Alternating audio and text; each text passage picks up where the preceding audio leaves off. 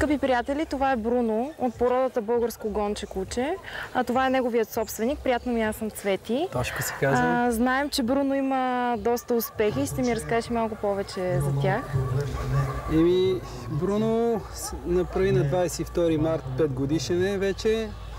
Много добро куче, 10 пъти е шампион на България. Кучето ловува предимно на диви свине. Другия дивеч по-малко го гони. Имаше и кофти положение за него. На 26 ноември един неразстрелян го удари, много жестоко.